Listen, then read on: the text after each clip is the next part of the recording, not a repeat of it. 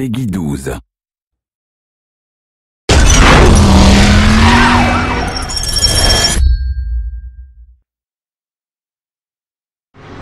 Hello, this is Martin Edmondson, the founder of Reflections and the creative director on Driver San Francisco. I'm going to give you a quick walkthrough, a special E3 build of the game here. And what we've done with Driver San Francisco is very much go back to the roots of what made the original Driver game such a unique experience. We're going to get straight into a car chase between John Tanner and Jericho, two key characters that we've brought back from earlier in Driver's history.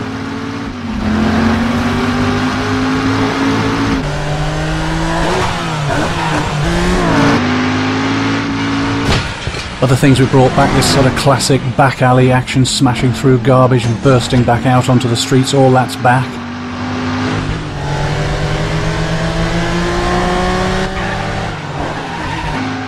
You can see the handling here. We've really worked hard to bring this back, that classic feeling of the handling.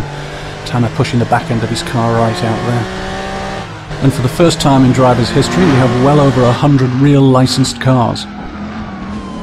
Using the in-car view here, it's one of the classic views used in many of the 70s car chases like Bullet and French Connection that inspired the original Driver game.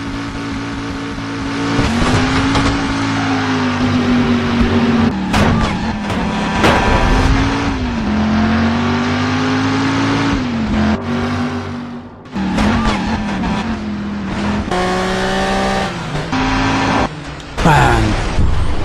Right, so that looks like the end of Tanner's chase. Now, whilst Jericho gets away here, I want to show you this. This is a brand new feature for Driver San Francisco. We call it Shift.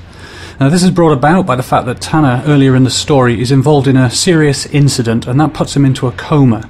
And Tanner is completely unaware of the fact that he's in a coma. He thinks he got a lucky escape and ends up with this amazing new ability.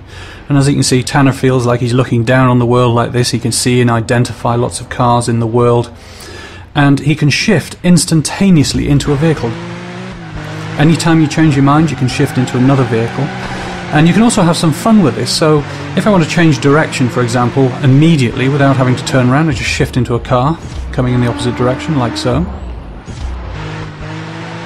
And this is something that upgrades throughout the game, so we can pull higher, reveal more of the city, and still see all the cars driving around. But shift is a limited ability. It has to be charged.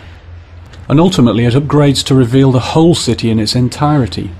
Now, as you can see, this is a massive area. It's 208 miles of road, and that makes it one of the biggest open city driving environments in any video game. And what it gives to the player is a truly diverse experience of different driving styles.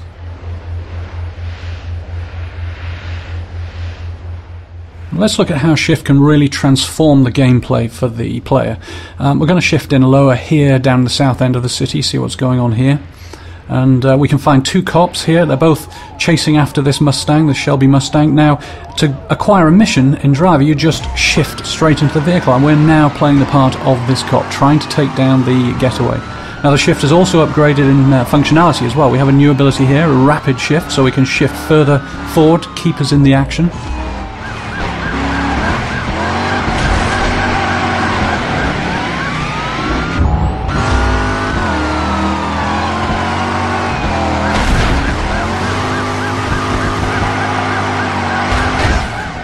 Overcooked it there. The other guy goes past, shifts, keeps us straight back up there, right behind the Mustang again. Now, when shift really becomes interesting is when the player starts to treat the vehicles in the city as tools. So we're going to use shift now to see if we can end this chase for good.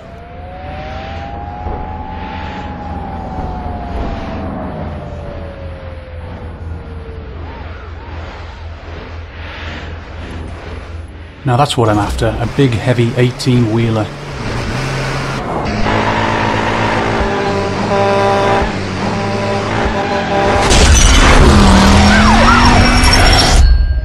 Well, thank you for watching, and I hope you enjoyed this very early preview of Driver San Francisco.